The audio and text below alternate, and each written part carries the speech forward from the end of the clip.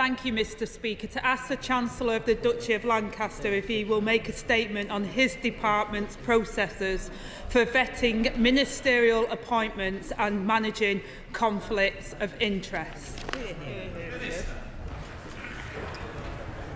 Thank you, Mr Speaker, and I thank the Right Honourable Lady for her question, to which it's a pleasure to respond. Starting with ministerial appointments. Appointments made to His Majesty's Government are a matter solely for the Prime Minister, in line with his constitutional position as the Sovereign's principal adviser and the head of the Government. It is for the Prime Minister to recommend individuals for appointment.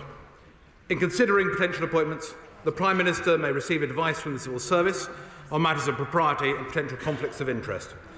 The Civil Service has no role in approving or vetoing appointments, as appointments are a matter for the Prime Minister. It would not be appropriate for me to comment further on the advice that may be given during the appointments process. It is critical that all Prime Ministers are able to receive advice in confidence. I would not want to do anything to erode that ability. Once an appointment is made, the process for the management of conflicts of interest and potential conflicts is clear and robust, and follows the processes set out in the Ministerial Code.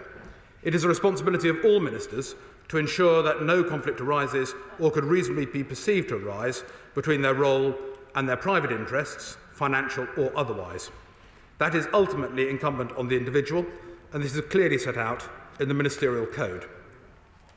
Ministers should declare and manage potential conflicts of interest, working with their Permanent Secretary and the Independent Adviser on ministers' interests. They are under an ongoing duty to further declare relevant changes to their interests. Honourable members will be aware that the Prime Minister has appointed Sir Laurie Magnus as his Independent Adviser on ministers' interests.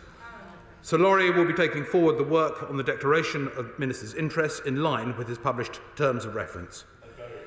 As the Prime Minister confirmed this morning, the Independent Adviser will also be conducting an investigation to establish the facts surrounding the matters concerning my right honourable friend, the member for Stratford-upon-Avon, that have been subject to media reports over the weekend.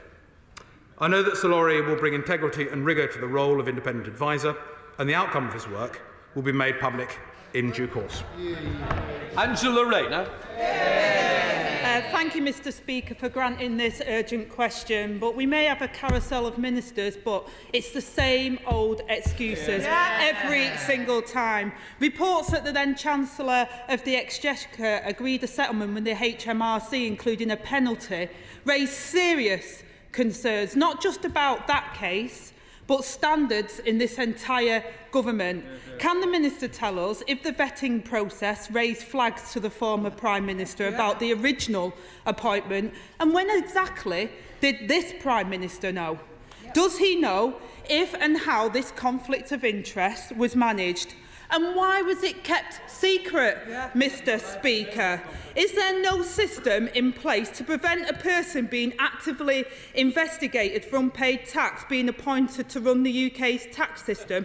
Maybe it's that absurd, Mr Speaker, that no one would ever think it would happen.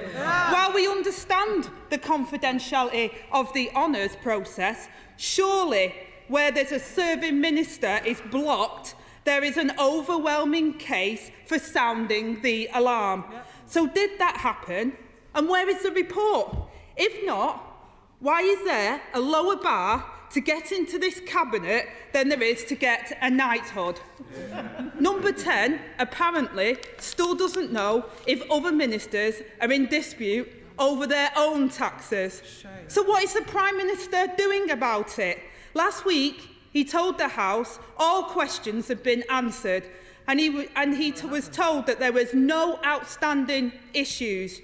Yet now, the Independent Adviser is investigating. So will he publish the terms of reference? And why does the Prime Minister need an adviser to tell him that this conduct is unethical? If this isn't a breach of the ministerial code, surely the code itself is wrong, Mr Speaker, and it's the Prime Minister's job to fix it. If the Prime Minister came clean about what he knew and when, and took responsibility for the conduct of his own cabinet, would we need yet another investigation into another member of his top team? Even now, Number 10 says the party chair retains the Prime Minister's full confidence.